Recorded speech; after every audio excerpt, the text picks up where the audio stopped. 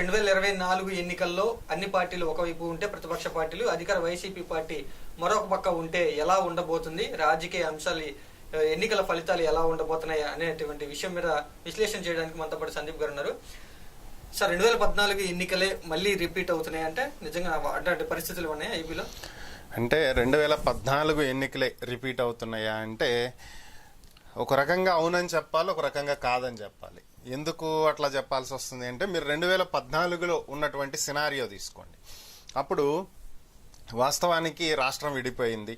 ఉమ్మడి ఆంధ్రప్రదేశ్ కాస్త ఆంధ్రప్రదేశ్ తెలంగాణగా అయింది. కాకపోతే ఇక్కడ విచిత్రం ఏంటంటే జనరల్గా కొత్తగా ఏర్పడిన రాష్ట్రానికి రాజధాని ఉండదు, లోటు బడ్జెట్లో ఉంటుంది, సమ్ ఇష్యూస్ ఉంటాయి. బట్ ఇక్కడ విచిత్రంగా ఆల్రెడీ ఉన్నటువంటి రాష్ట్రానికి రాజధాని లేదు, లోటు బడ్జెట్లోకి వెళ్ళింది. కొత్తగా ఏర్పడిన తెలంగాణ ఏమో మిగులు బడ్జెట్లో రాజధానితో పుష్కలంగా ఉంది.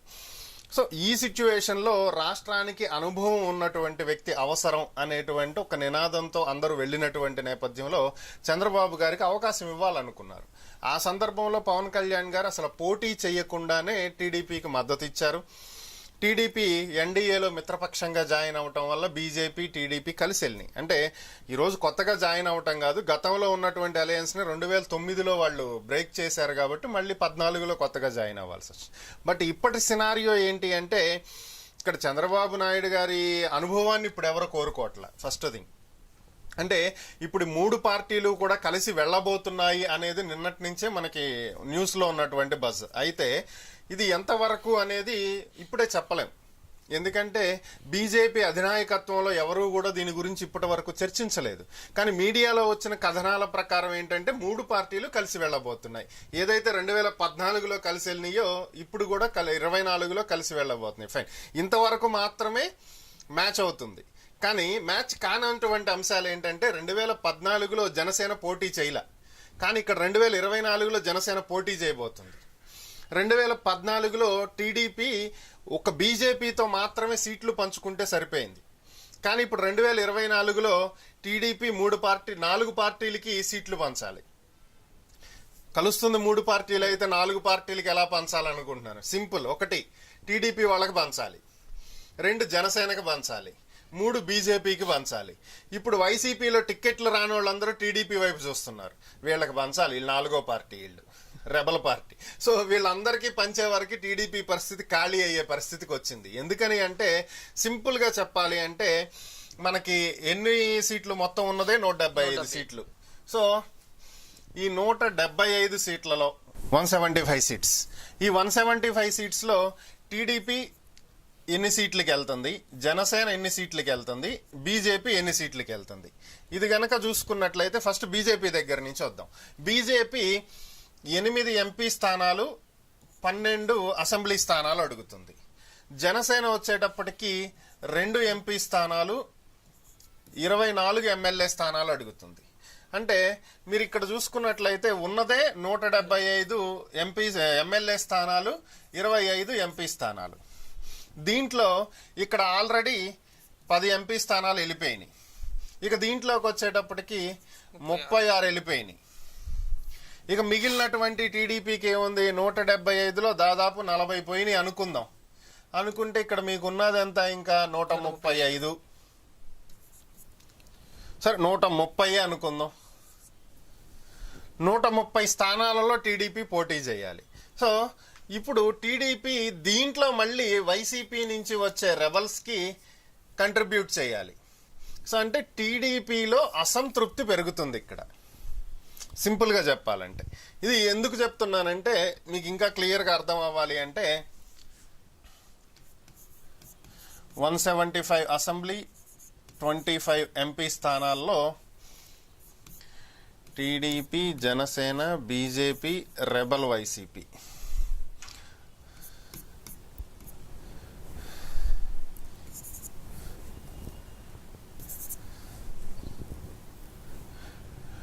ఈ 10 పోతే 15, 130. సో వీళ్ళు అడుగుతున్నది 24, వీళ్ళు అడుగుతున్నది 12. సో ఈ 130లో నుంచి కొన్ని చీలు ఇక్కడికి రావాలి. సో ఇప్పుడు ఏమవుతుందంటే ఆల్రెడీ ఇక్కడ టీడీపీ వాళ్ళు కొన్ని త్యాగం చేయాలి, ఇక్కడ కూడా టీడీపీ వాళ్ళు కొన్ని త్యాగం చేయాలి. ఫైనల్ గా ఇక్కడ కూడా కొన్ని టీడీపీ వాళ్ళు త్యాగం చేయాల్సి వస్తుంది. సో ఇప్పుడు అల్టిమేట్గా ఏమవుతుంది అంటే ఆల్రెడీ పార్టీ కోసం 5 ఏళ్ల నుంచి కష్టపడుతున్న వాళ్ళల్లో ఎక్కువ మంది సీట్లు కోల్పోయే అవకాశం ఉంటుంది టీడీపీలో దీనివల్ల. సో అంటే ఎక్కువ మందికి పంచాల్సిన పరిస్థితి వస్తుంది. సో దీని కారణంగా ఏమవుతుందంటే అసంతృప్తి నెలకొంటుంది టీడీపీ వాళ్ళలో. సో వీళ్ళే ఏం చేస్తారంటే చంద్రబాబు మాట కాదనలేక సీటు త్యాగం చేసిన వీళ్ళు వీళ్ళు వీళ్ళు ఓడిపోవటానికి వీళ్ళే కృషి చేస్తారు.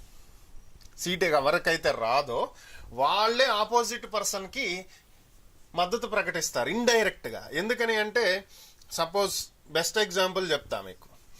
ఇప్పుడు వీళ్ళు అడుగుతున్నటువంటి 8 స్థానాలలో కనీసం 6 ఇమ్మంటున్నారు.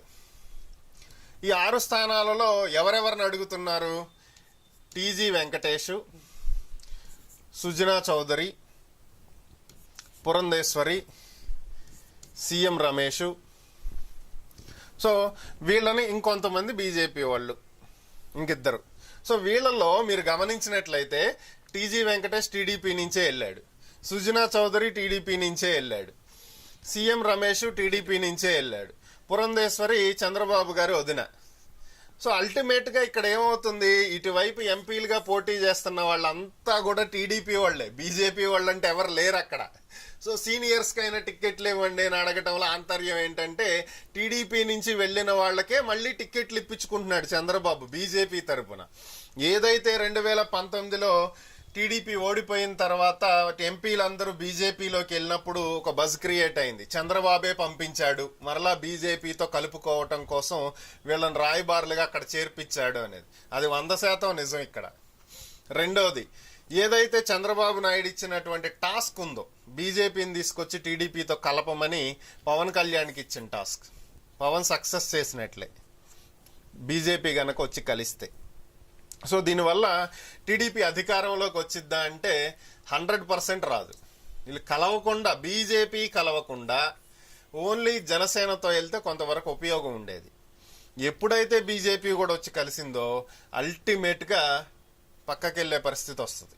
అంటే కేంద్రంలో అధికారంలో ఉన్న బీజేపీ పార్టీ సపోర్ట్ ఉంటే ఎన్నికల్లో నగ్గొచ్చు అనేటువంటి ఈ ప్లాన్ కూడా ఉంది చంద్రబాబు దగ్గర. ప్రతి ఒక్కళ్ళు అనుకునేదే ఇది.